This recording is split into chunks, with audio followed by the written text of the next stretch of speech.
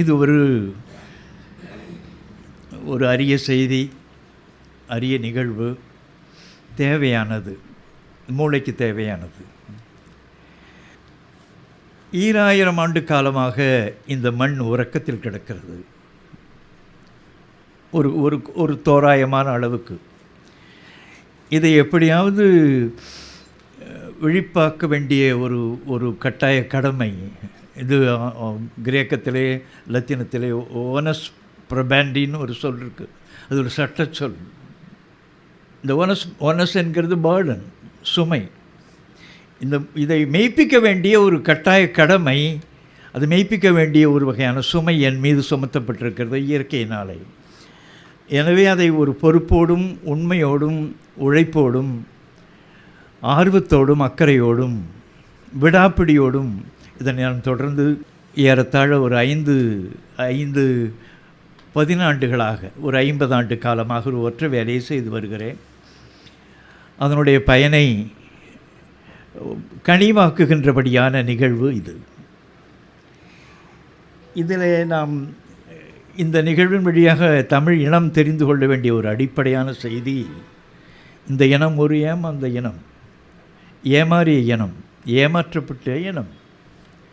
அது எப்படி ஏமாற்றப்பட்டிருக்கிறோம் என்கிறது இந்த இனத்துக்கு தெரியாது. அதை இந்த ஒரு 6 சொற்பொழிவினுடைய கருவிலே அதனை பார்க்கலாம். யான்னு ஒரு சொல், கட்டு என்று பொருள். யா என்கிறது பைண்டிங், கட்டு.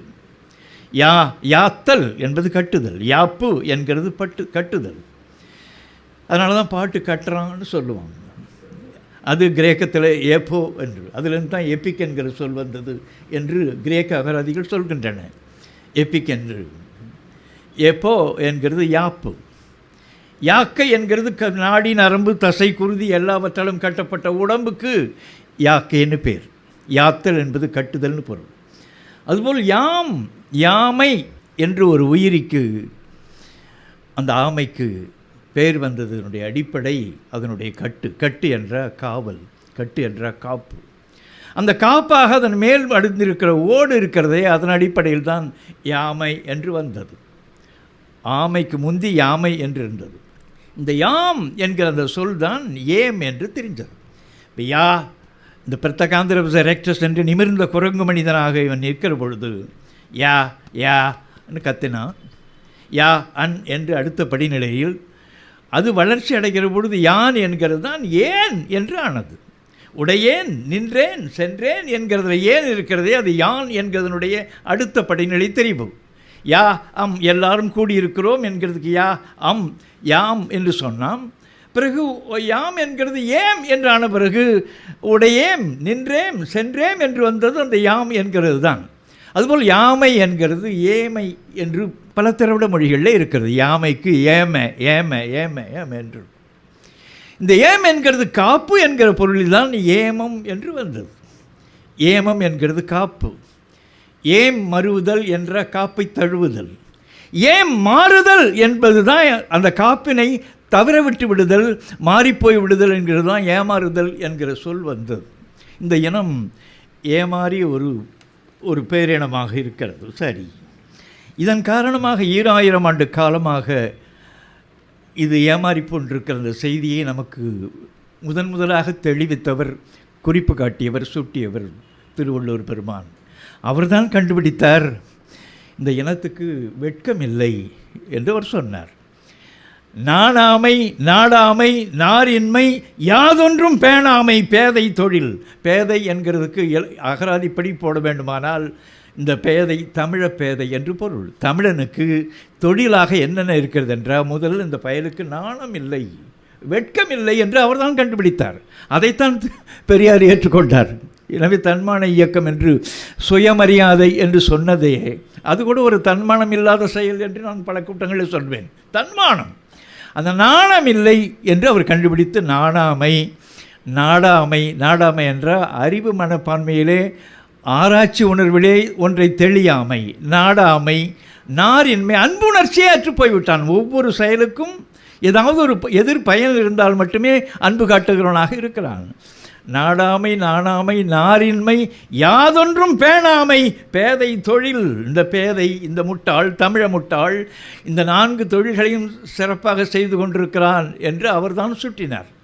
இந்த நாணம் மட்டும் இல்லை, வெட்கம் இல்லை, மானம். வெட்கம் என்கிறது வள் என்கிறது வளைவு, வட்கு என்கிறது வட்குதல், வட்கார் மேல் செல்வது என்று வருகிற இந்த புறப்புல் வெண்பாமாலையெல்லாம் வட்கார் என்றால் வளையாதவன் பொருள். வட்கம் என்கிறது வளைவு, நாணம் என்கிறதும் வளைவு, மானம் என்கிறது இயல்பாக இருக்கிற ஒரு பெருமிதமான ஒரு மதிப்புத்தன்மை. சரி, இதெல்லாம் இல்லை என்று திருவள்ளுவர் சொன்னாரே, அதற்குரிய இலக்கணமாகவே இன்னும் நாம் இருக்கிறோம். மானம் உள்ளவர்கள் போல் நடிக்கிறோம், வெட்கம் உள்ளவர்கள் போல் நடிக்கிறோம். அடிப்படையில் இல்லை. ஒவ்வொருடைய செயலையும் இன்றைக்கு இருக்கிற அரசியல் உட்பட பார்த்து வெட்கம் இல்லாத இனம், வெட்கம் இல்லாத நாடு என்கிறபடியாக இருக்கிற அரசியல் சூழலில் நமக்கு காட்சிகள் எல்லாம் தெரிந்து கொண்டிருக்கின்றன. சரி, இது கிடக்கட்டும். இந்த நிலை மிக அருவருப்பாக பாவேந்தருடைய வரிகளை நான் கொஞ்சம் ஊன்றி பார்க்கிறோம். மிக சிறந்த உண்மையான தமிழாசிரியர் என்கிறவர்கள் இங்கே வந்திருக்கிற கூட்டத்தில் 1-2 பேராவது இருப்பார்களா என்பது கூட ஐயந்தான். தமிழாசிரியர்கள் தமிழை வைத்துக்கொண்டு வாழ்க்கைக்குரியதாக மட்டும் அதை செயற்படுத்தி கொண்டிருக்கிற ஒரு ஆங்கிலேயர்கள் போட நடக்கிற தன்மையுடையவர்களாக போய்விட்டார்கள். சரி, இந்த இனம் எப்படி கிடக்கிறது என்ற அந்த தமிழாசிரியர் என்கிறதுக்காக பாவேந்தர் சொல்கிறேன். அவர் மிக பல நுட்பங்களை இந்த இனத்தை பற்றி வெளிப்படுத்தியிருக்கிறார். ஒரு இடத்துல ஒரு பெண் சொல்வதாக சொல்கிறார் ஒரு பாட்டு. 4 பக்கமும் வேடர் சுற்றிட நடுவில் சிக்கிய மான் போல். எளிதான சான்றில்லை. அவர் அந்த காலத்தினுடைய இலக்கிய உணர்வுகளை எல்லாம் உள்ளே வைத்துக்கொண்டு அவர் வெளிப்படுத்துகிற அந்த அழகெல்லாம் தனி. 4 பக்கமும் வேடர் சுற்றிட நடுவில் சிக்கிய மான் போல் இங்கு ஏன் பிறந்தேன் இவர்கள் வீட்டில் கரையில் இட்டதோர் மீன் போல் என்று வரும். நீங்கள் இதுதான் என்று என்னுடைய தமிழகத்தினுடைய நிலை. இலக்கியம் படிக்கிற பொழுது ஒரு குறுந்தொகையில் கண்ணில்லாத ஒருவன், கையில்லாத ஒருவன், தொடர்பார்க்கிற வாயில்லாதவன், ஊமை, கையில் ஊமன் என்று ஒரு சொல் வரும். கையில் அவன் ஊமை, எதிரில் இருக்கிற பாறையில் அந்த வெண்ணெய் அப்படியே வெயிலில் உருகி கொண்டே இருக்கிறது. அந்த காட்சியை பற்றி கதறுகிற அந்த காட்சியை நான் பார்க்கிற பொழுது அது என்னுடைய இயற்கையாகவே, என்னுடைய நிகழ்வாகவே நான் பார்த்தேன். கையில் ஊமன், கண்ணில் காக்கும் வெண்ணெய் உணங்கள் போல என்று ஒரு வரி வரும். எனவே அந்த கவலையோடும் அந்த இறுக்கத்தோடும் அதை ஈடு செய்கின்ற அந்த உணர்வோடும் உங்களுக்கு முன்னால் நான் இருக்கிறேன். இதில் நான் யானை எல்லாரும் பார்த்துருக்குறோம். இந்த மண்ணுக்குரியது, மிக அருமையான விலங்கு அது, மிகப்பெரிய பாரிய விலங்கு அது. அந்த யானை கழக இலக்கியங்களில் ஒவ்வொன்றாக படித்து ஒட்டுமொத்தமாக எவ்வளவு யானைகள் இருக்கின்றன அந்த குறிப்புகள் என்று பார்த்து எனக்கு வியப்பாக இருந்தது. 500 இடங்களில் அந்த சங்க இலக்கியங்களில் அது மேயுது. 500 இடங்களில் யானை என்கிற சொல் அது தொடர்பாக இருக்கிறது. அதற்குரிய பெயர்கள் எல்லாம் மிகவே உரியது. அதையெல்லாம் சொல்கிறதுக்கான நேரம் இல்லை. இது திராவிட மொழிகள் என்கிறது ஒரு 17, 18, 16 இப்படி சொல்லப்படுகின்றன. ஆனால் 1951 கணக்குப்படி, குடிமதிப்பு கணக்குப்படி 101 திராவிட மொழிகள் இருந்தன என்று வரையறுத்திருக்கிறார்கள். சரி, அதெல்லாம் கிடக்கட்டும். இதில் யானைக்கு இருக்கிற பெயர்கள், அதனுடைய அது தொடர்பாக இருக்கிறதுக்கு கைமா, கைமலை, குஞ்சரம், பூட்கை, புழைக்கை, தும்பி இப்படியெல்லாம் இந்த யானைக்கு பெயர்கள் உண்டு. இது குஞ்சரம் என்று சொல்லப்பட்டது. குஞ்சரம் என்கிறது யானையினுடைய கன்று. குஞ்சு என்றால் சின்னதுன்னு பொருள்.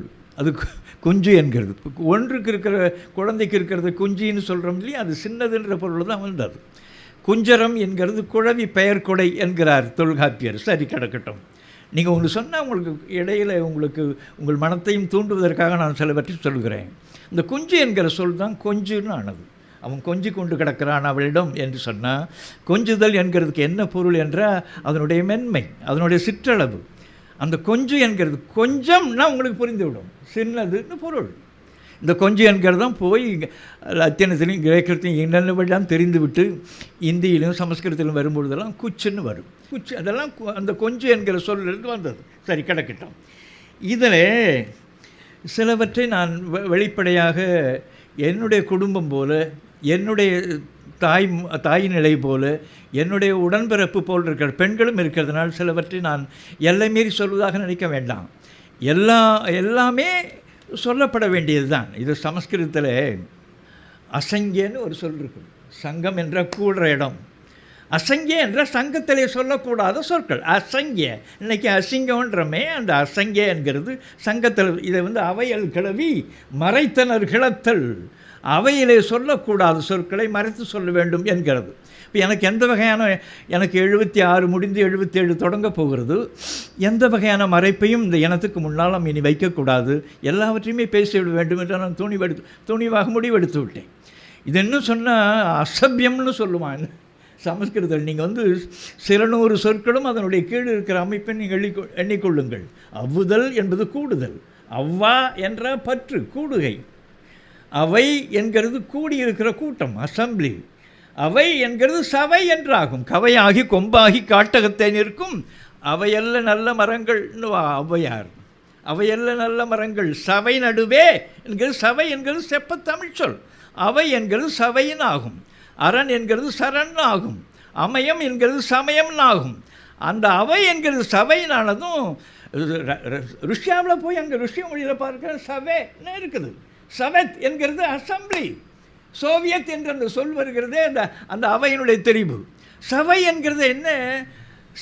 சப்ய சபைய சப்ய அசபியன்னா சபையில் சொல்லக்கூடாத சொற்கள். நீங்கள் சமஸ்கிருதம் எப்படி உருவாக்கப்பட்டது என்கிறது ஒன்றாக நீ கருதி கொண்டே வர வேண்டும். அதற்காக இந்த பேச்சுக்கடையில் பல வகையான சொற்களை நான் சொல்லுவேன். சரி, இதுக்கு யானைக்கு பல வகையான பெயர்கள் இருக்கின்றன, அதெல்லாம் சொல்லுகிறதுக்கான நேரம் இல்லை. இதனுடைய கருநிற தோற்றம்தான், கருப்பு என்கிற அந்த தோற்றம்தான் கரின்னு ஒரு சொல்லை உருவாக்கினது. சமஸ்கிருதத்தில் ஏராளமான பதிவுகள் இருக்கின்றன. கை கருப்பு, கயமை கருப்பு மனம். கயமை என்கிறது. கயமை என்று ஒரு அதிகாரம் போட்டிருக்கிறார் திருவள்ளுவர்.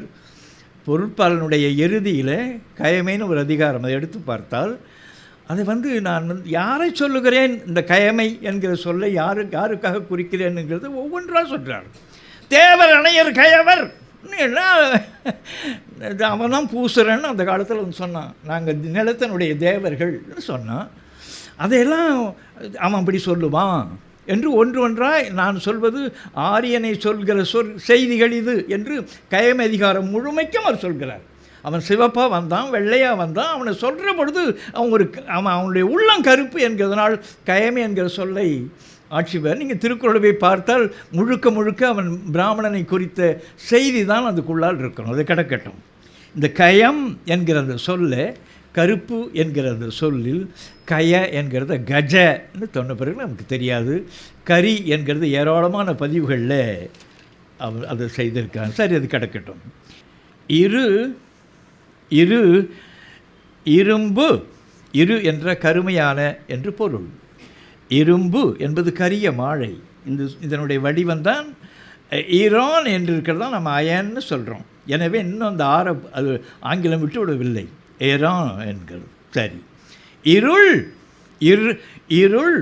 இருட்டு, இருட்சி, இந்த சொற்கள் எல்லாம் அந்த இரு என்கிறது கடுமையினுடைய அடிப்படையில் உருவான சொற்கள். கருமையினுடைய நிறத்தில் நளியிருள்,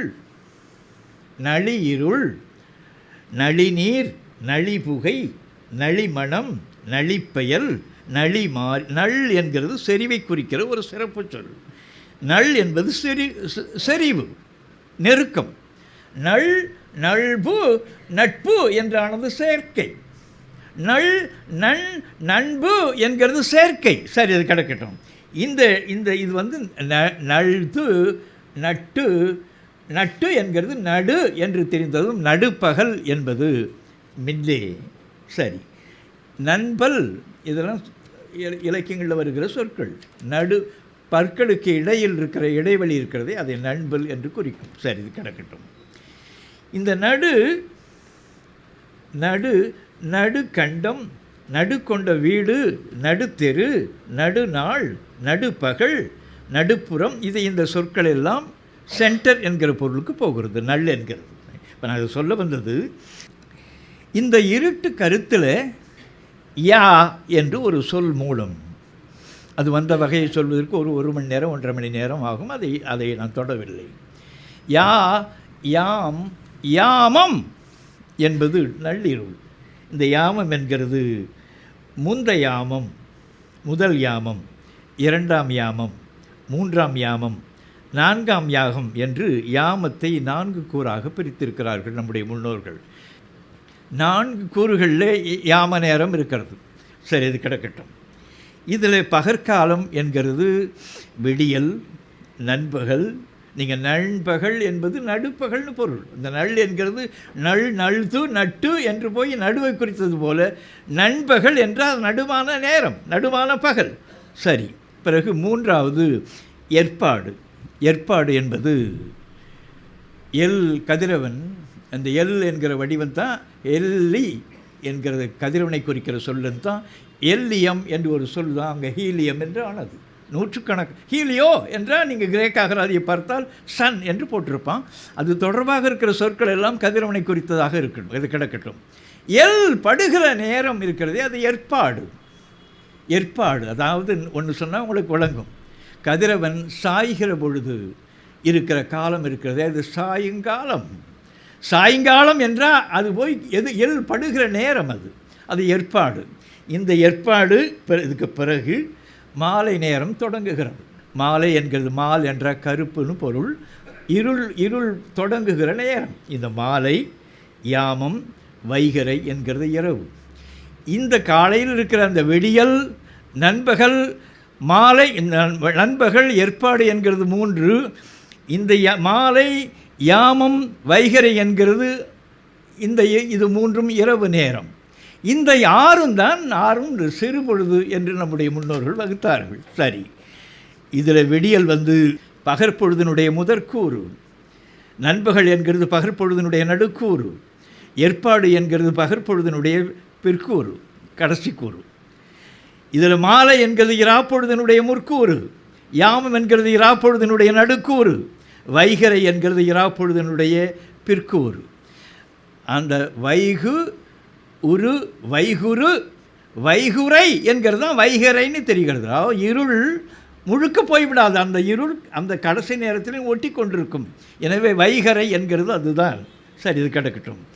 இந்த சிறு பொழுதுகளாகிய 6 கூறுகளும் சேர்ந்த முழுநோர தகுதி, இந்த சிறு பொழுதுகளாகிய 6 கூறுகளும் சேர்ந்த முழுநோ நேரத்தினுடைய தொகுதி இருக்கிறதே நம்முடைய முன்னோர்கள் எவ்வளவு அறிவாளிகள், வியப்பாக இருக்கிறது. 60 நாழி. இந்த 6 பகுதிகளும் 6 கூறுகளும் 6 நேரங்களும் சேர்ந்தது 60 நாழி.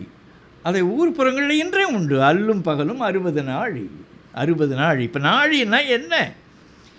அல் என்கிறது ஒரு 30 நாழி, எல் என்கிறது 30 நாழி. இரவு 30 நாழி, பகல் இந்த கதிரவ நேரம் இருக்கிறதே அது 30 நாழி.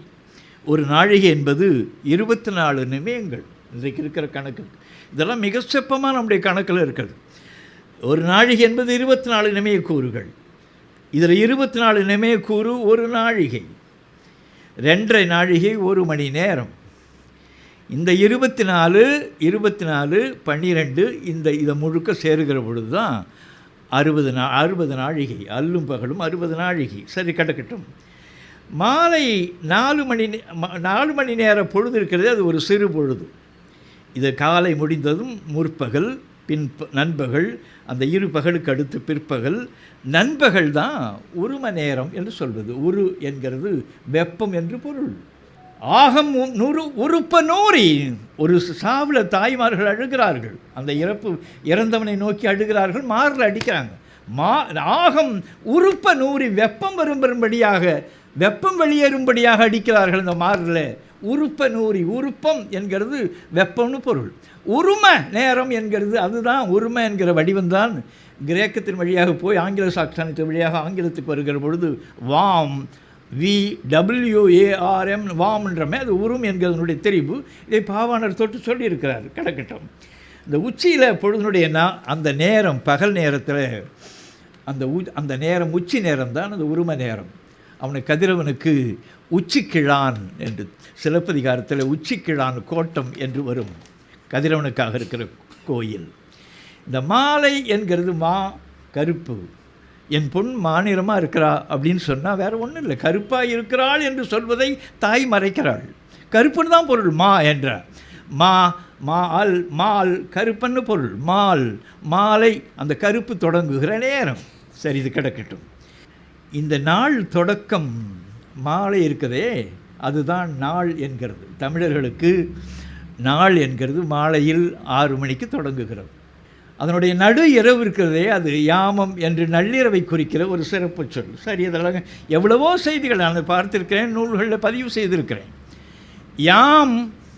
யாம்து யாந்தை என்கிறது, அந்த ஆந்தை என்கிற சொல் வருகிற 10-11 இடங்கள் எடுக்கிறேன். அது நள்ளிரவில் மட்டும் குளறுகிறது என்கிற பதிவை 11 இடங்களில் பார்க்கிறேன். அந்த அந்த அந்த காலம் ஆரியத்தினுடைய உள் நுழைவு இல்லாமல் இயற்கையாக நம்முடைய உண்மைகளெல்லாம் அப்படியே பதிவெய்தி அந்த காலத்தில் அந்த மொழியியல் உண்மைகளெல்லாம் அதில் பதிவாகி இருக்கின்றன. கிடக்கட்டும். சரி, இதை எதற்கு அதை இரவு நேரத்தை தான் அவன் நாள் என்று தமிழன் சொன்னான் என்கிறதுக்கு அரை நாள் என்கிறது பகல் இரவு 12 மணியை குறிக்கிறது.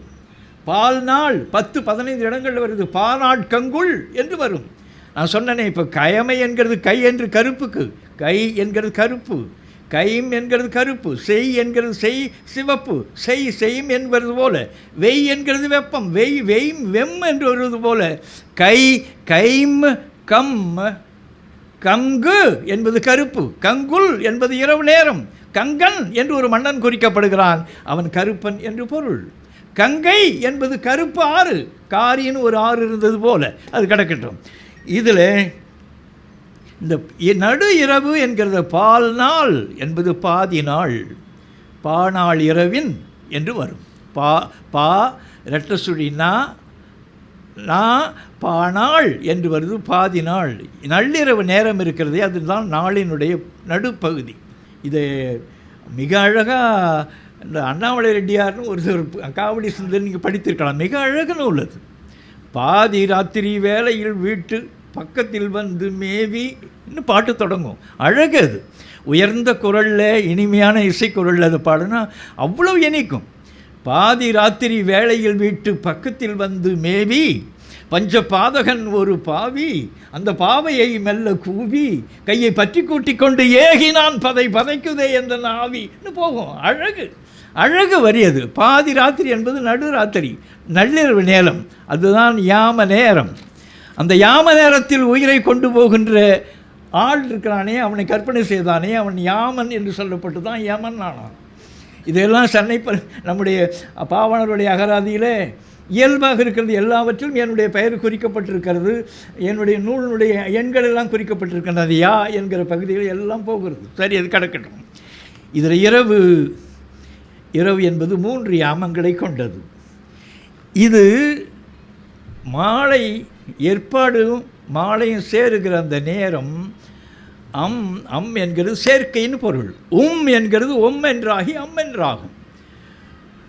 உனக்கு அவர் தொடர்பாக இருக்கிறது. துளிர் என்கிறது தொழிற்னாகி தளிர்னு ஆகும்.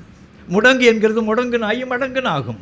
முயங்கு என்கிறது முயங்குனாகி மயங்குன்னு ஆகும். இந்த நிலையில் என்கிறது என்றாகி என்று ஆகும். என்று கேட்டுக்கொள்கிறது. உன்னோடு சேருகிறேன், இணைகிறேன் என்கிறது தான் அந்த என்கிற ஒளி. அவனும் அவளும் சேரனும் சோழனும் பாண்டியனும் வெற்றிலையும் பாக்கும் சொன்ன அந்த என்கிற கனெக்டிவ் பார்ட்டிக்கிள் ரெண்டையும் இணைக்கிறது அந்த என்கிறது. இந்த தான் நம்முடைய தோழன் என்கிற சொல்லி என்று சொல்கிறான். என்றால் உங்களோடு சொல்கிறதை நான் ஏற்றுக்கொள்கிறேன்.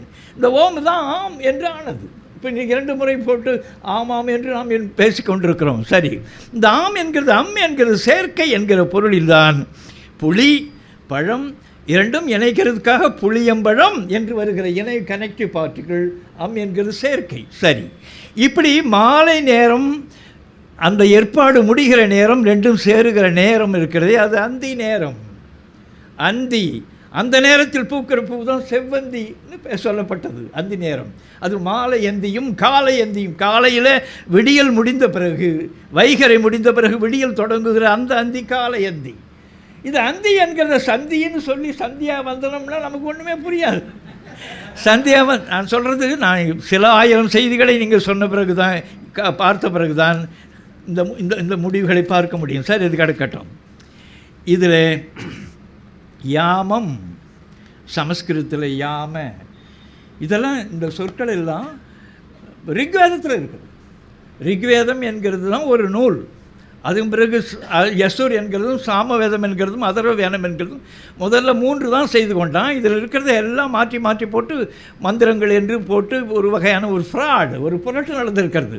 அது ரிக்வேதம் தான் மூலம் அவங்க தொடர்றது. அதில் இருக்கிற எத்தனை முக்கூறுகளும் நாம் போட்ட ஈவு என்பது பிச்சை, கொடை இல்லை. நான் சொல்கிறது சமஸ்கிருத கொடை இல்லை, நாம் பிச்சை போட்டிருக்கிறோம் அந்த மொழிக்கு. அந்த மொழியை உருவாக்கி இருக்கிறதே அந்த அடிப்படையே நாம் தான், நம்மை கொண்டு தான் அந்த சமஸ்கிருதம் உருவானது. சரி, யாம அவன் என்ன செய்தான், அந்த சமஸ்கிருதத்தில் அதை ஏற்றுக்கொண்ட பிறகு வடவால் மொழிகள் முழுக்கவும் அந்த சொற்களை அதை பரப்பிக்கொண்டே இருக்கிறான்.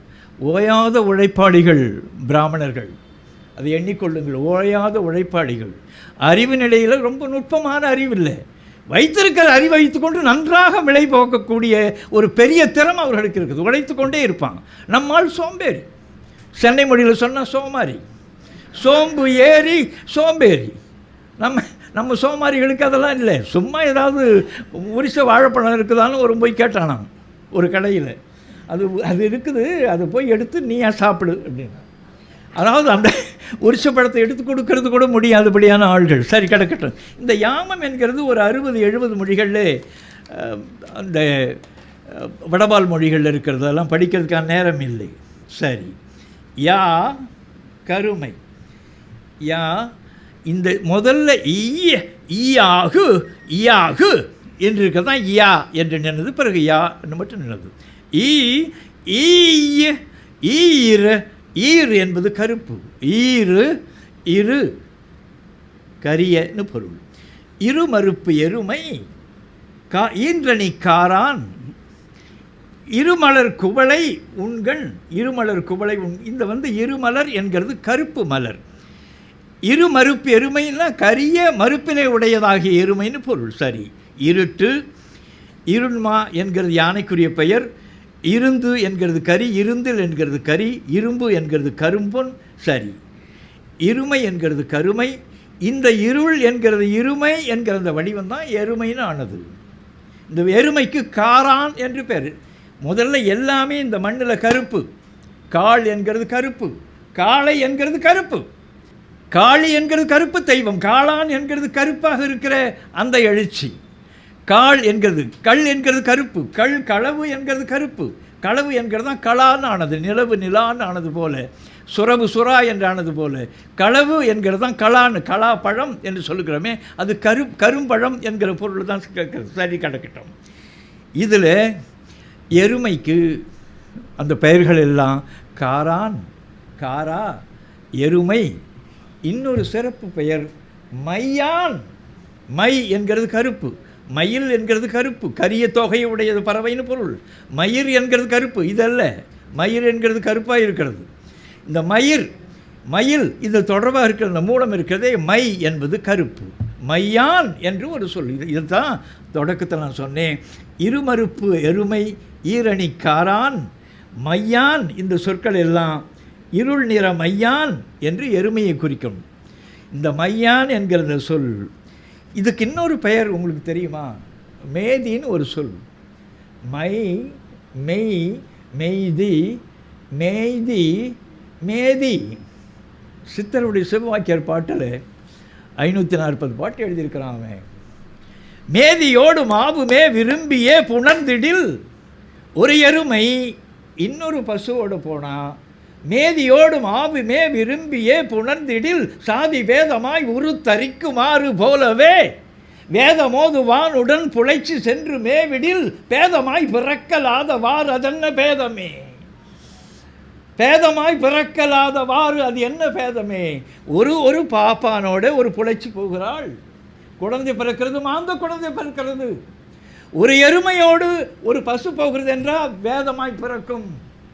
எனவே இது அப்படி இல்லை. மாந்த நிலைகள் யாவரும் ஒன்றிணையலாம் என்கிறதுக்காக அந்த சிவவாக்கியன் ஒரு ஒருமைப்பாட்டை சொல்லுவான். இந்த மேதி என்கிறது வடிவம் கருமை கருத்தின் அடிப்படையில் வந்தது. இந்த மையான் என்கிறது தான் சொல்ல முடியாமல் அவனுடைய மொழியில் மையா மையா என்கிறது மகிஷன்னு சொன்னான். மகிஷன்னா எருமை. மகிஷ அசுரன் என்ற எருமை போல இருக்கிற முகத்தை உடையவனாக இருக்கிற ஒரு அசுரனுக்கு எல்லாம் கற்பனை, எல்லாம் பொய், எல்லாம் புரட்டு.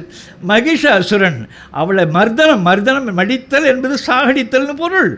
மர்த என்று ஆக்கி மர்தனி என்றால் கொல்லுகிறவள், எருமை மரவ கொல்லி என்று தமிழர்கள் எழுதுவார்கள். மகிஷாசுர மர்தினி. இந்த நீங்கள் மகிஷாசுர மர்தினி யாராவது படிக்கிற வழக்கம் உண்டா? அதெல்லாம் மிகப்பெரிய வியப்புக்குரியது. ஐகிரி நந்தினி நந்தித மேதினி விஸ்வ வினோதினி நந்தனுதே பகவதி ஹேசிதி கண்ட குடும்பினி பூரி குருதே ஜெய ஜெய ஹே மகிஷாசுர மர்தினி ரம்யக மர்தினி சைலசுதே. இப்படி போகும். மகிஷாசுர மர்தினின் அந்த மகிஷம் வேறு ஒன்றும் இல்லை, எருமை. இந்த தமிழகத்தினுடைய பழைய தமிழகமாக இருந்த ஒரு ஊர் எருமையூர் என்று ஒரு ஊர். அது இன்றைக்கு இருக்கிற மைசூர். எருமையூர் என்கிறது நாரரி நரவின் எருமையூரன். ஒரு போரில் 7 பேரை தோற்கடிக்கிறான் ஒரு பாண்டியன். அந்த 7 பேரில் ஒரு ஆள் நாரரி நரவின் எருமையூரன். எருமை என்கிறது இழிவானது இல்லை. எருமை என்கிற பெயரோடவே தமிழர் அரசன் இருந்திருக்கிறார்கள். அதெல்லாம் ஒன்றும் தப்பாக எடுத்துக்கொள்ளவில்லை. எருமை என்கிறது இந்த இழிவாக இருக்கிற அந்த பொருளில் இல்லை. எருமை என்கிறது மதிப்புடையது. ஆக்ஸ் என்கிறது ஆக்ஸ்ஃபோர்ட்னா எருதந்துறை என்று பேர் வைத்திருக்கான இழிவா. கண்டி கதிர்காம். கண்டி என்கிறது என்ன தெரியுமா? கள் என்கிறது கருப்புன்னு சொன்னனே. கள் கண் கண்டு கண்டு கண்டி என்ற எருமையை குறிக்கிற சிறப்பு சொல். இருள் நிற எருமையுள்ள ஆணினை கண்டி என்றலும் என்று தொல்காப்பியத்தினுடைய மரபியலில் தொல்காப்பியன் சொல்லுவான். இருள் நிற பன்றி ஏனம் என்றலும் எருமையுள்ள ஆணினை கண்டி என்றலும். கண்டி கதிர்காமம் நமக்கு தெரியாது, எருமைக்காக வைக்கப்பட்ட ஊர் அது. இப்பொழுது தமிழ்நாட்டிலும் கண்டி என்று ஒரு ஊர் இருந்தது. அது 40-70 அந்த பதிவுகளில் கண்டின்னு தான் இருக்கிறது. ஆங்கிலேயனுக்கு வாயில் நுழைய முடியல, கிண்டின்னு எழுதிட்டான். கிண்டியினுடைய பழைய பெயர் கண்டிதான். அதுக்கு அந்த கண்டின்னே இருந்தது. சரி, அது கிடக்கட்டும். இந்த நிலைகளில் இந்த வகை போலவே யாமம் கருப்பு நேரம் என்று சொன்னனே, சாம புரியலை, சாம நேரம் என்ற நிறைய இடத்துல சமஸ்கிருதத்தில் வேதத்தில் எல்லா இடத்துலையும் இருந்தது சாமம் என்கிறது. சியாம சும்மா இருக்க மாட்டான், பார்ப்பான். சியாமலா கருப்பு. சியாமா சாஸ்திரின்னா ஒரு மந்திரம் இல்லை, கருப்பு பாப்பான்னு பொருள். சியாமா சாஸ்திரின்னா ஏதோ பெரியதான் நினைக்கிறோம், கருப்பு பாப்பான். சியாமலான்னா கருப்பின்னு பொருள். சியாமம் எது தொடர்பாக இருக்கிறது. சரி, இது கிடக்கட்டும். இந்த நிலையில் யா என்கிறது கருமை கருத்து அடிப்படையில் கருப்பாக இருந்த ஆடு யாடுன்னு சொல்லப்பட்டது. யாடு, இதை தான் நாம் ஆடுன்னு இன்றைக்கு சொல்லி கொண்டிருக்கிறோம். இந்த ஆடு கருவிலங்கு என்கிற பொருளில் தான் வந்தது. நிறம் வேறுபட்டிருந்த விலங்கு வெள்ளை என்றே சொல்லப்பட்டது. இதுதான் வெள்ளாடு. இது என்ன என்றால், தமர் என்கிறது சிவப்பு, தாமரை என்றிருந்தது. சிவப்பு என்கிற பொருளில் தான் அந்த தாமரை என்றானது. வெண்டாமரை ஒன்று தெரிந்தவுடனே இதை செந்தாமரை என்று சொல்ல வந்தது போல இந்த யாடு என்கிறது கருப்பு தான். அது வெள்ளையாக இருக்கிறதை பார்க்கிற பொழுது வெள்ளாடு என்கிறபடியான ஒரு சொல்லை இது வெள்ளை என்கிற பொருளிலேயே கழக இலக்கியங்களிலேயே அகநானூற்றிலே பதிவாக இருக்கிறது. அது கிடக்கட்டும். சரி, இதில் யாடு கரிய நிறத்தது. யாடு மை என்றவாறே இந்த ஆடு குறிக்கப்பட்டது. மையூன் விளைஞர் ஆட்டுக்கறியை விற்கிறவன். அந்த மையூன் என்பது ஆட்டுக்கறி, அதை விற்கிறவன் இருக்கிறானே மையூன் விளைஞர் என்று ஏராளமான பதிவுகள் இருக்கிறது. மைவிட இரும்போத்து செந்தி சேர்த்தியின். நம்மால் தின்றதில் கறி தின்றதில் ஒரு வெறியன், வேறு ஒன்றும் இல்லை. ஒரு தின்ன மாதிரி வகை வகையாக தின்றவன். கறியில் வகை வகையாக பாப்பானுக்கு மேலே தின்னவன். ஆனால் பாப்பான் தின்னதுன்றது ரொம்ப மிக கொடுமையானது. அவன் என்னென்ன வகையான விலங்குகளையெல்லாம் விரும்பி தின்னா அதை யாகத்தில் போட்டான்றது தனியாக வேறு ஒரு கூட்டத்தில் ஒரு 6-7 மணி நேரம் பேசணும். அவன் தின்ன கறி, அந்த தின்ன வகை. நாய் கவ்வி வந்தால் அந்த அந்த அந்த அந்த உடும்பை பார்ப்பாரும் தின்பார் உடும்பு என்று பழமொழி 418 கீழ்கணக்கில் வருகிறது. அது என்ன மனு தர்மத்தில் பார்க்குறேன், நாய் கவ்வி வந்ததுன்னா அந்த உடும்பை அதே ஒரு பிராமணன் தின்னலாம், அது எந்த வகையான தோஷமும் இல்லைன்னு எழுதியிருக்கிறாங்க. வகை அவன் தின்னது என்கிறது கறி தின்றதுக்குன்னு இருக்கிற பிறப்புகள் இருக்கிறது. அவனெல்லாம் வியப்படைகிறபடி வெட்கப்படுகிறபடி அவ்வளவு விரும்பி அந்த கறியை சாப்பிட்ட இனம் இன்றைக்கு நம்முடைய முன்னோர்கள் பற்றிருந்த அந்த அந்த உயிர் கொல்லாமை பற்றிய கருத்துக்களை எல்லாம் அவர்கள் ஏற்றுக்கொண்டு நடித்து கொண்டிருக்கிறார்கள். சரி, இது கிடக்கட்டும். இதில் மைனின விளைஞர் நான் எதுக்கு சொல்ல வர்றேன், யாடு என்கிறது கருப்புத்தான் என்கிறதுக்கு அந்த மை என்கிறது ஆட்டை குறித்தது. சரி, இந்த ஆடு தொல்காப்பியத்தில் யாடும் குதிரையும் நவ்வியும் உழையும், தொல்காப்பியம் பொருளதிகார மரபுரை, மோத்தையும் தகரும் உதலும் அப்பரும் யாத்த என்ப யாட்டின் கண்ணே வரும். காடுரை அடையன் யாடுதலை பெயர்க்கும் போகட்டும். சரி, கிடக்கட்டும். இதில் மலையாளத்தில் ஆடு, கோட்டாவில் ஆறு, தோடாளத்தில் ஓடு, கன்னடத்தில் ஆடு, கொடகுல ஓடு, ஆடு ஆடு, ஏடு ஏடு ஏடு ஏடு எட்டி எட்டு ஏடு, இப்படியே இந்த ஒரு 14 மொழிகளில் திராவிட மொழிகளில் இந்த ஆடு சொல்லப்படுகிறது.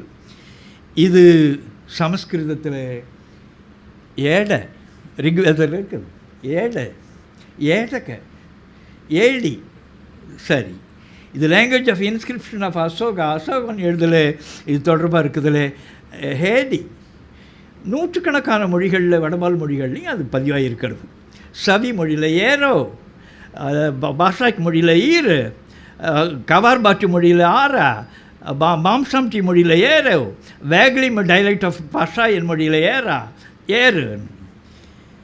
இது ஏடு, யாடு என்கிறது ஏடு, யான் என்கிறது ஏன் என்றானது போல, யாம் என்கிறது ஏம் என்றானது போல, யாடு என்கிறது ஏடுன்னதும் ஏடையன் என்கிறதான் எடையன் என்றாகி இடையன் என்றாகிறது.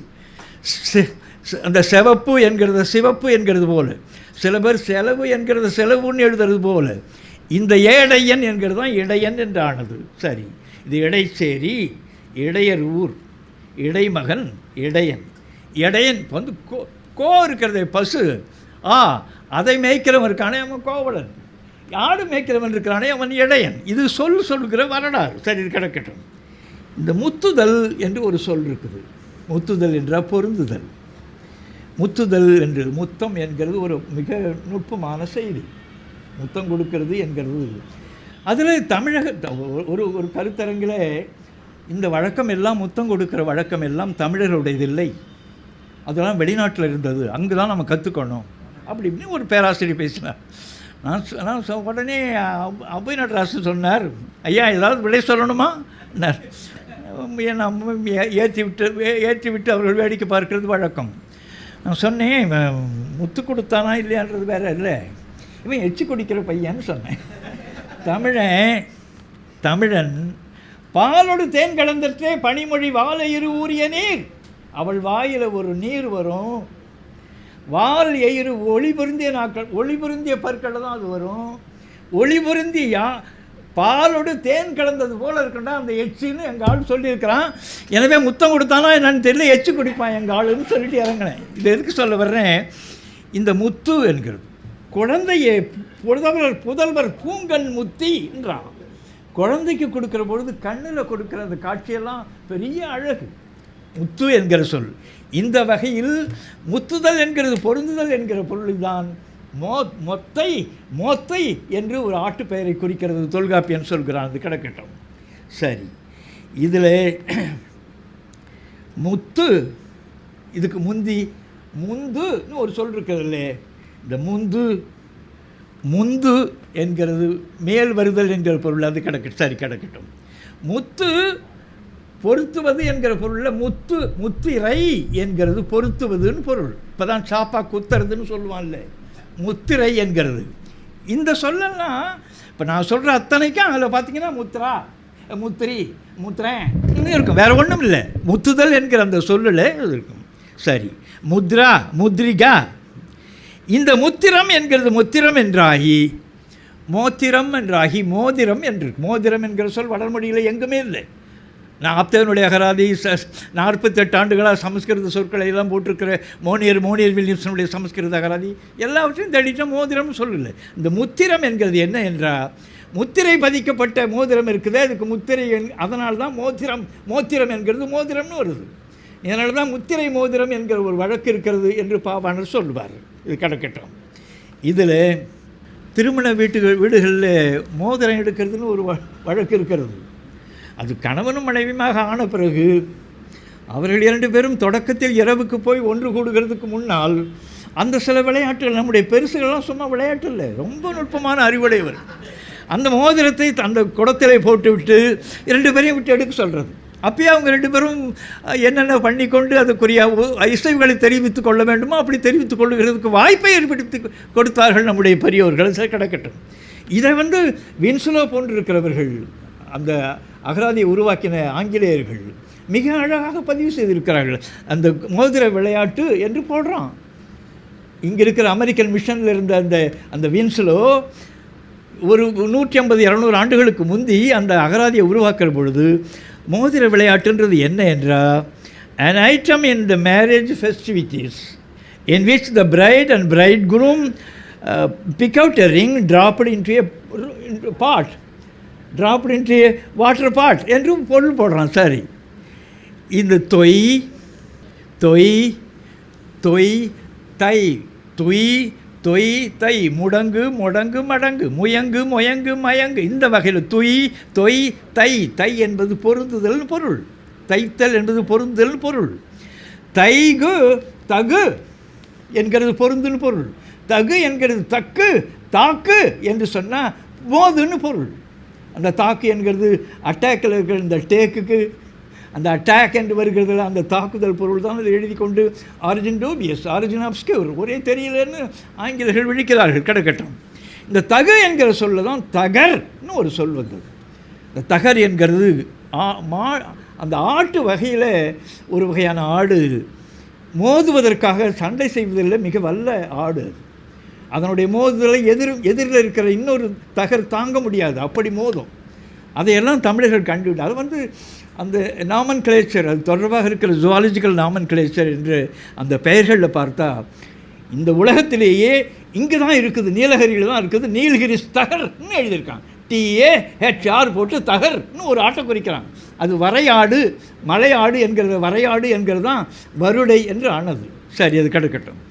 இந்த மலையாடு, இந்த திருவள்ளுவர் எவ்வளோ பெரிய ஆள்னு, சில சமயத்தில் ஊக்கமுடையவன் அமைதியாக ஆகிவிடுவான், சில சூழலில் அமைதியாக இருக்கிறான் என்று எண்ணிவிடாதீர்கள். ஊக்கமுடையான் ஒடுக்கம், சில சமயத்தில் ஆற்றலுடையவன் ஒடுங்கி இருப்பான், ஒடுங்கிக் கொள்வான். ஊக்கமுடையான் ஒடுக்கம் பொறு தகர். பொறு என்கிற சொல் தான் போர்னு ஆனது, ஒன்றோடு ஒன்று மோதுவது. பொறுதகர் தாக்கற்கு பேரும் தகைத்து, அது தாக்குவதற்கு என்று அடி எடுத்து பின்னெடுத்து வைத்து கொண்டே போகும். ஏனென்றால் விரைவாக மிக கடுமையாக தாக்குவதற்கு அதுக்கு பின்னால் எடுத்து அடி எடுத்து வைக்கும். அதுபோலத்தான் ஊக்கமுடையவன் சில சமயத்தில் ஒடுங்கியிருப்பான் என்று மிக அழகாக வள்ளுவர் அந்த தகர் என்கிற சொல்லை பயன்படுத்துவார். சரி, இதில் மொத்து, மொத்தங்கு, மொத்தங்கு, மொத்தங்கு, மத்தங்கு, மத்தங்கம் என்கிறத மெதுன்றதை மிருதுனாக்கிறது போல், படி என்கிறத பிரதினாக்கிறது போல், அது தொடர்பாக இருக்குது. பவளம் என்கிறத பிரபாளன் ஆக்கிறது போல், மத்தங்கம் என்கிறத மிருதங்கன்னு ஆக்கின பிறகு இந்த தமிழ் முண்டங்களுக்கு ஒன்றும் தெரியாது. மொத்து தளம், மொத்தளம், மொத்தல் தாக்குதல். ஒரு மொத்தனா தான் அவன் அடங்குவான். மொத்துறது, மொத்தளம் என்கிறது மொத்தளம்னு ஆன பிறகு மறுதலை என்ன பிறகு நமக்கு எப்படி அந்த அது தொடர்பாக நம்ம ஏமாற்றினார் என்கிறது நமக்கு தெரியாது. மறுதலை. நீங்கள் இப்பொழுது இசை நிகழ்ச்சி என்று வைத்துக்கொள்ளலாம். சென்னையில் பல பகுதிகளில் இசை நிகழ்ச்சி நடக்கிறதெல்லாம் எதையெல்லாம் ஆட்டக்கூடாதோ அத்தையெல்லாம் உட்காந்து ஆட்டுறான். இவன் மத்தளம் வாசிக்கிறவன் என்கிறவன் அவனுக்கு கைதானே அசையணும், எகிரி எகிரி ஆடுறான். எதுக்கு சொல்ல வர்றேன், இது தொடர்பாக இருக்கிறது எப்படி இயங்க வேண்டும் என்கிறதுக்கு பிரபுலிங்க லீலை என்கிறதிலே ஒரு பகுதியிலே சிவப்பிரகாச அடிகள் எவ்வளவு அழகாக, இப்போ ஒரு 200 ஆண்டு ஆகிறது, அவர்களெல்லாம் எழுதினதெல்லாம் மரபு. அது உரலசைந்திடாதடிக்கு உரியில் நெய் எடுத்த என்றோன், உரலை ஒன்று மேலே ஒன்று வைத்து அது அசைந்திடாது அடுக்கி உரியில் நெய் எடுத்த என்றோன், குரலசைந்து ஊதும் ஓர் வேங்குழல் மாதர் மாளிகை. அதுபோல் இருக்கிற குரல் அவள் அந்த இசைக்கிறார்களே, அந்த கோவிந்தன் குரல் கொண்டு ஊதுகிறானே, அதுபோன்ற அந்த குரலை உடைய அந்த பெண்கள் மாதர் மாழ்க. அல்லமதேவன் என்கிறவன் அந்த நிகழ்ச்சியிலே மத்தளம் அடிக்கிறான். எப்படி அடித்தான்? சிரலசைந்து ஆடானிருக்கும் சிறகர் போல். சிரல் என்கிறது இந்த மீன் கொத்தி இருக்கிறது, ஃபிஷர் கிங். மீன் கொத்தினாலே தெரியாது, மீன் குத்தின்றது தான் மீன் கொத்தினானது. அது கிங் ஃபிஷர்னால் எல்லாருக்கும் தெரியும், மீன் கொத்தின்னா யாருக்கும் தெரியாது. அந்த மீன் கொத்திக்கு சிரல்னு பேர். ஈரல் ஈர்த்தல் என்பது இழுத்தல். அது அப்படியே ஈரல் ஈரல் இரல் சிரல் சிரல். அதுக்கு அதனுடைய தன்மை என்கிறது அது மேலே பறந்து கொண்டிருக்கும். பறந்து கொண்டு அது குறி அது தொடர்பாக இருக்கிற உணவை பார்த்து விட்டது என்றால் அது 60 அடி 70 அடி உயரத்தில் இருந்து கொண்டு கீழே இருக்கிற அந்த ஊனை, அது தொடர்பாக பிடிக்கிற அந்த மீனை மேலிருந்து கொண்டு பார்த்து அது என்ன செய்யும்? இதெல்லாம் தமிழர்கள் மிக நுட்பமாக கவனித்திருக்கிறார்கள். அந்த நேரத்தில் அதை கவருவதற்கிற பொழுது சிறகு மட்டும் அடிக்கும், சிறகு மட்டும் 2 பக்கங்களிலும் அடிக்கும். அது அடிக்கிற மட்டும் இல்லை, ஒரு குறிப்பிட்ட அளவில் எல்லாவற்றையும் அமைதியாக அதை பார்த்து கொண்டு சிரலை அசைக்காமல் அமைதியாக நின்று கொண்டு கவ்வும் என்று சொல்கிறான். இதெல்லாம் ஏராளமாக பதிற்றுப்பத்தெல்லாம் பதிவு இருக்கிறது. இது இந்த பிரபலிங்களிலே இவர் அந்த சிவப்பிரகாசடிகள் சொல்கிறார், சிரலசைந்து ஆடா நிற்கும் சிறகர் போல். அது அங்கே நிற்கும், சிறகு மட்டும் அடிக்கும். அதுபோல் இந்த மத்தளத்தை விரலசைந்து அறைதலன்றி மெய்ய செய்யாமல் நின்றான். விரல் மட்டும் அடிக்குது, விரல் மட்டும் அந்த சிரல் போல் அடிக்குது. உடம்பில் எந்த வகையான அசையும் இல்லை. எதுனா இசை இலக்கணத்தில் எப்படி ஒரு இசைக்க வேண்டும், அதில் எவ்வளவு கவனமாக இருக்க வேண்டும், எப்படி இயக்கம் இருக்கும் என்கிறதை பதிவு செய்கிறேன். எதுக்கு சொல்ல வர்றேன்? அந்த மத்தளம் என்கிற சொல்ல மருதல, மத்தங்கம் என்கிறது மிருதங்க என்கிறது. இதில் ஆட்டுக்கு சொன்னல, ஆடு என்கிறது சொல்லை ஆத ஏத இந்த வடிவங்களை எடுத்துக்கொண்டு ஒன்று சொன்னால் உங்களுக்கு விளங்கும். விதை இருக்கிறது. தமிழர்கள் எவ்வளவு நுட்பமானவர்கள், எவ்வளவு 2000 ஆண்டு காலமாக நம்முடைய அறிவியல் அறிவை நுட்ப அறிவை அப்படியே தடுத்து வைத்து விட்டான் என்கிறதுக்காக சொல்கிறேன். வித்து என்கிறது உங்களுக்கு தெரியும், சீடு. விந்து என்கிறது அதுதான் மூலச்செய்தி. வித்து என்கிறது வித்தை என்கிறது விதை என்கிறது இப்போ இன்றைக்கு ஸ்க்ரோட்டம் என்று சொல்கிறோமே. வித்தை என்கிறது இப்போ இன்றைக்கி வெறன்னு சொல்லுகிறோம், விதை என்கிறத வெற நெல்லுன்னு சொல்லுகிறோம். இந்த வித்தை என்கிறது அவனால் சொல்ல முடியல, அவனுடைய மொழி மரபில் விஜ பீஜ பீஜ. விதைக்கு ஸ்க்ரோட்டத்துக்கு சமஸ்கிருதத்தில் பீஜ, ஒன்றுக்கு இருக்கிற அந்த உறுப்புக்கு பீஜ ஸ்தம்பம். எவ்வளவு மற்ற எல்லாம் இங்கேருந்து எடுத்தது. விதை என்கிறத பீஜ என்றார்கள். இதுக்கெல்லாம் இந்த வழக்கம் இந்த தமிழர்களிடம் ஒட்டியிருக்கிறது. ஒரு பள்ளிக்கூடத்தில் எங்கடா போயிருந்தே 2-3 நாளாக காணோம்னு ஆசிரியர் கேட்டாராம். சார் மெஜுரா போனேன் சார். மதுரையே மெஜுரான்றான். இப்படி இந்த வழக்கம் இங்கே உண்டு. மதுரையே அதெல்லாம் ஆரியத்தினுடைய தாக்குதல். மெஜுரா போனதும் அவருக்கு தமிழில் விளசல் கல்வி வடையெழுத்து ஒருங்கி எழுத்தோடு உணர்ந்த சொல்லாகும் என்று அவருக்கு தெரியும். இல்லை, இலக்கணம் படித்தவர் இல்லையா தமிழ் ஆசிரியர். அவருக்கு சினம் வந்து விட்டது. மெஜுரா போனதும் ரைட் அப்படி சொல்லக்கூடாது, மசரா போனான்னு சொல்லுது.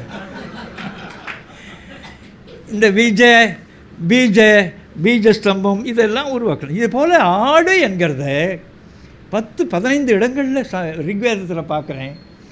ஆடு அந்த வடிவம் அஜமுகி. இன்னும் ஒரு ஒரு ஒரு ஒரு ஒரு ஒரு ஒரு புராண ஒரு பெண்ணுக்கு உருவாக்குறான் அஜமுகி என்கிறது. இவன் சூரபத்மனுடைய தங்கை. இது கந்த புராணத்தில் வருகிறது. அஜமுகி என்ற name of the sister of Surapadma, a goat faced. அது ஆட்டு தலையை உடையவளாக இருக்கிறதுனால அவளுக்கு அஜமுகின்னு பேர். முகம் என்கிறது முகி, முடிஞ்சு போச்சு. ஆடு என்கிறது அஜமுகி.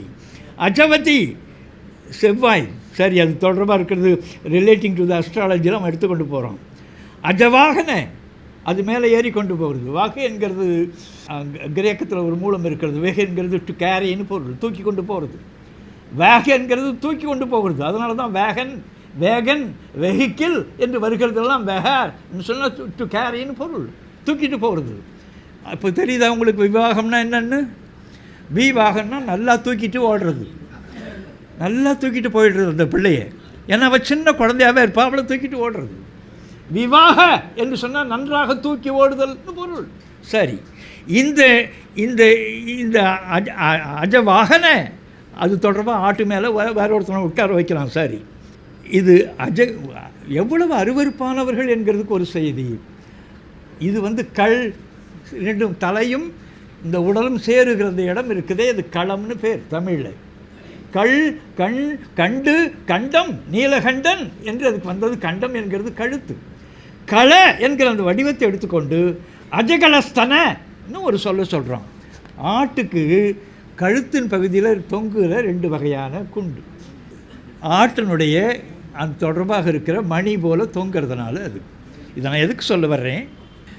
இன்றைக்கு 40 ஆண்டுகளுக்கு முந்தி 80-81 அளவில் திருநெல்வேலியில் ஒரு நிகழ்ச்சி, அது திருவள்ளுவருடைய சிலை திறப்பு விழா. ஐயா என்னை அழைச்சிட்டு போயிருக்கிறார் பெருஞ்சித்திரனார். அந்த நிகழ்ச்சியில் போகும்பொழுது சிவசங்குன்னு அங்கே ஒரு புலவர், அவர் வீட்டில் ஏராளமான அவர் திருவள்ளுவர் விழாவாக இருந்தாலும் கூட ரொம்ப பகுத்தறிவாளர். வகை வகையான கறிகள் எல்லாவற்றையும் நாங்கள் மேய்ந்தோம். எல்லாருக்கும் வயிற்றில் சிக்கல். எனவே நான் நீர் தேடிக்கொண்டு பல இடங்களுக்கு ஓட வேண்டியிருந்தது. ஓடினா ஒரு பகுதியில் ஆடு மேய்த்து கொண்டு ஒரு பெரியவர், ஒரு 70-85 உடைய பெரியவர் வந்தார். அவர் ஆடு ஒரு 40-50 ஆடுகள் இருந்தன. அந்த ஆட்டினுடைய கழுத்தில் இருக்கிறத பார்த்து இதுக்கு என்ன பெயர்ன்னு கேட்டேன். நீங்கள் என்ன வேலை செய்கிறீங்கன்னு கேட்டார். நான் ஒரு வழக்கறிஞராக இருக்கிறேன் சொன்னேன். நான் சொல்கிறது, இன்றைக்கு 45 ஆண்டுகளுக்கு முந்தி நான் ஒரு அடிப்படையில் ஒரு வழக்கறிஞன், பேசிக்கலி ஐம் எ லாயர். நான் வழக்கறிஞர்னு சொன்னதும், வழக்கறிஞருக்கு எங்கே ஆட்டுக்கு கீழே தொங்குறது எதுக்கு, இப்போ என்ன தேவை இருக்குது, ஆட்டுக்கு தொங்குறதை பற்றி உங்களுக்கு என்ன கவலை? இல்லை, நான் சொல்ல ஆராய்ச்சி பண்ணுகிறேன், எனவே அது என்னென்னு தெரிந்து கொள்ள வேண்டும் என்று சொன்னேன். இல்லை, நீங்களே சொல்லுங்கள், அதுக்கு ஏதாவது பேர் தெரியுமில்ல உங்களுக்கு? நான் சொன்னேன் ஊமணின்னு சொன்னேன். ஊமணி என்று எங்கள் ஊரில் வழங்குகிறார்கள். என்ன பொருள் என்று கேட்டார். ஊமை மணி என்று நான் பொருள் சொன்னேன். அந்த மணி ஆடாது, ஒளி எழுப்பாது, எனவே ஊமை மணி என்கிறது ஊமணியாக இருக்கும் என்று நான் சொன்னேன். இந்த அறிவு தான் எனக்கு 70 வருஷத்துக்கு முந்தி இருந்தது. 70 ஆண்டுக்கு முந்தி இதே அறிவோடு தான் நான் இருந்தேன். அவர் சொன்னார். இதை திண்ணை பள்ளிக்கூடத்தில் நான் படிக்கிற பொழுது ஒழிவில் ஒடுக்கம் என்கிற ஒரு நூலை பற்றி என் ஆசிரியர் எனக்கு சொல்லிக் கொடுக்கிற பொழுது, ஊமை மணி ஆட்டுகினும் அங்கு ஓசை ஒழிந்தார் போலே ஊமை மணி என்கிறது அந்த சொல்லை என்ன காட்டு. டேய், என்னடா ஊமை மணின்னா என்னடா? நான் ஊமணி என்று நானும் சொன்னேன். அவர் ஓங்கி ஒரு கொட்டினது இன்றைக்கு எனக்கு நினைவிருக்கிறது. அது ஊமணி இல்லை, அது ஊன்மணி என்று எனக்கு கொட்டினார் அப்படின்னு அது சொன்னார். எதுக்கு சொல்கிறேன்? அதுக்கு அந்த ஆட்டுக்கு கழுத்தில் ஆடு அஜ களை, இந்த கழுத்து, அதில் தொங்குகிற ஸ்தனம்னா என்ன தெரியுமா? மார்பகம். இப்படி அஜகல ஸ்தனம் என்றெல்லாம் பதிவு செய்திருக்கிற அருவருப்பெல்லாம் அது செய்திருக்கிறது அவர்களுக்கு அடிப்படையில் அறிவே இல்லாதவர்கள் என்கிறதுக்கான செய்திகளை அருளி என்கிற நான் சில ஆயிரங்களை சொல்ல முடியும். இதில் இந்த மரபியல்ல என்னென்னவோ சொல்ல துடிக்கிறது மனம் இருக்கட்டும். இதில் சின்னதாக இருக்கிற அந்த குட்டியாக இருக்கிறதுக்கு குருளைன்னு பேர். இப்படி மரபியல்ல கன்றும் பிள்ளையும் மகவும் மரியும் பார்ப்பும் பரழும் குட்டியும் குருளையும். குட்டி என்கிறதுனுடைய ஆரிஜினை தேடிக்கொண்டு போனால் அது அங்கே முடியும் நிற்கும் போது கிட்டின்னு இருக்குது. இப்போ இன்றைக்கி கிட்டி சென்டர்னால் என்னன்னு இப்போ புரியுது. குட்டி, நம்ம குட்டி அங்கே கிட்டின்னு போயிடலாம். இன்னொன்று சொல்லட்டோமா, கிட்னாப் என்கிறது அதுதான், குட்டியை தூக்கிட்டு போகிறது. கிட்னாப் என்கிற அந்த சொல்லும் அந்த குட்டி என்கிறது இருந்தது. குர்லே என்கிறது குருளை, புலி குருளை என்கிறது குட்டி. அது ஆங்கிலோ சாக்சனியத்துக்கு முன்னால் கர்லே, நீங்கள் போய் ஆக்ஸ்போர்டு அகராதியை பாருங்கள், யாரும் படிக்கிறது இல்லை. GURLE, குர்லே. இது என்னவா மாறுகிறது? கேர்ள்னு மாறுதுன்னு எழுதுகிறான் ஆக்ஸ்போர்டில். கேர்ள் என்கிறதுக்கு முன்னால் வந்து குர்லேன்னு. இதில் ஒன்று தான் மரி என்கிறது, குட்டி, ஆட்டுக்குட்டி. செம்மறி ஆடு என்கிறது அங்கே இது தொடர்பாக இருக்கிறது. செம்மறி என்கிற வடிவம் கிரேக்கத்தில் சிமோரோ, சிமெரே, கிமேரே, சானாவும் காணாவும் வரும். கேந்திர என்ற சென்டர்னு வர்றது போல் இந்த சானாவும் காணாவும் கிரேக்கத்திலையும் லத்தீனத்திலையும் மாற்றி மாற்றி வரும். சிமெரே என்கிறதுக்கு பொருள் வந்து ஹீ கோட், கிமெரே என்கிறது ஷீ கோட் போடுறான். அந்த ஆங்கிலோ லெட்டினில் சிமெரே, ஸ்பானிஷில் சமெரே, இட்டாலியில் சமெரே தொடர்பாக இருக்கிற. இங்கிலீஷில் வரும்போது சிமேர், சிமேர். இந்த லூஸ் கவுன் என்று அந்த ஆட்டினுடைய தோளால் ஆகிய இருக்கிற உடம்பு, அந்த உடைக்கு அதை அந்த பாதிரியெல்லாம் மாட்டிக்கொண்டிருந்த அந்த காட்சியெல்லாம் பல பதிவுகளில் இருக்கிறது. நேரம் இல்லை இதெல்லாம் சொல்கிறது. இந்த செம்மளி என்கிற அந்த செம்மறி என்கிறது செம்மளி நாயி, கெம்மளி நாயி, கெம்பிளி ஆன பிறகு ஒன்றும் புரியல. கம்பலைன்னு வருது. கம்பளி என்று வருகிறதே, அந்த கம்பளி என்கிறது செம்மறி என்கிறனுடைய திரிபு. செம்மறி, செம்மளி, கெம்மளி, கெம்மளி, கம்பளி என்று ஆகி கம்பளி. இப்போ கம்பளி பூச்சின்னா அதில் இருக்கிற முடி, அதனால் கம்பளி பூச்சி என்கிறது கேட்டர்பில்லருக்காக சொல்லுகிறோமே, அதெல்லாம் வருகிறது. அதுக்கான நேரம் ஒதுக்கிறது இல்லை. கம்பளி பூச்சிக்கு மயிர் புழு என்று ஒரு பழைய பெயர் இருக்கிறதை அந்த ஈச்சுர நிச்சயம் என்கிற நூலில் இருக்கிறது. சரி, கிடக்கட்டும். இந்த கம்பலை என்கிற வடிவத்தை ரிக்வேதத்தில் இருக்குது, வேதத்தில் இருக்கிறது. ஏராளமான சமஸ்கிருத பதிவுகளில் அதை எழுதியிருக்கிறான். கம்பலை, கம்பலை என்கிறது. இது பாலியில், பிராகிருதத்தில், ஷினா மொழியில், காஷ்மீரியில், சிந்தியில், ஹிந்தியில், அவத்தி மொழியில், போஜ்பூரியில், மைத்திலியில் தொடர்பாக இருக்கிற பல்வேறு வகையான டயலெக்ட்ஸில், நடைமொழிகளில், அசாமீஸில், ஒரியாத்தில் கம்பலை, கம்பலை, கம்பலை, கம்பலை. நம்ம செம்மறி போய் அது மாட்டிக்கொண்டு முடிக்கிறது, அதையெல்லாம் அவர் சொல்லி. அதாவது அந்த பழுப்பு ஆடு, துருவை ஆடு, அதில் மயிர் இருக்கிறதை பயன்படுத்துகிற பொழுது அதில் செய்கிற உடை இருக்கிறதே அதுக்கு கம்பலை என்று பெயர். சரி, இது கிடக்கட்டும். இந்த இந்த ஒரு அடிப்படையானது ஈ என்று ஒரு சுட்டொளி. இதில் அண்மை பொருள் குறித்து அது தமிழன் சொன்னான். அண்மையில் உள்ள ஒரு இடப்பொருள் குறித்தும் அது வளர்ந்தது. இக்கலம், இக்கரை, இந்நாடு, இவ்வுலகம். சரி, இல்லை இல்லை இல்லை என்கிறது இடம் என்கிற பொருளை. இது வந்து 7ஆம் வேற்றுமை உருவாக வருவதும், இது 5ஆம் வேற்றுமை உருவாக வருவதும், இன் என்றாகிறதும், இதெல்லாம் இடம் என்கிற இடப்பொருள் குறிக்கிற ஒரு உருவாக நிற்கிறது. நில், நில் என்ற அந்த இடத்தில் பொருந்தி இருன்னு பொருள். நில் என்கிறது. நிலை என்கிறது ஸ்டாண்டுன்னு பொருள். அதோடு ஈறு சேர்த்தால் அந்த இடத்தை குறிக்கிறதுல பெரிய இடம் என்றாகும். நிலை ஸ்டாண்ட், நிலையம் ஸ்டேஷன். விளக்கு என்கிறது ஒரு விளக்கு. விளக்கம் என்று சொன்னால் அது கலங்கரை விளக்கம், லைட் ஹவுஸை குறிச்சிடும். சரி, இது கிடக்கட்டும். நில்தல், நிற்றல், நிலையிலே இருத்தல். நிற்றல், நிற்று, நிற்றம், நித்தம், நிலை. நித்தன் நிலையானவன். இந்த ஞான சம்பந்தராகவும் எல்லாரும் பாடுறதுல நித்தன், நித்தா போற்றி, நித்தா நித்தா நித்தான், அழியாதவன், எப்பொழுதும் இருக்கிறவன் என்கிற பொருள். நித்தம் என்கிறது நிச்சம். வைத்துக்கொள் என்கிறத வச்சுக்கோ என்கிறது போல, அத்தன் என்கிறதை மலையாளி அச்சன் என்று சொல்வது போல, அந்த தகர சகர திரிபில் நித்தம் என்கிறது நிச்சம். நிச்சம் என்கிறது நிலை. நீங்கள் வந்து திருவள்ளுவரை நினைத்தா அதை கும்பிட்டு கொண்டே இருக்கணும்.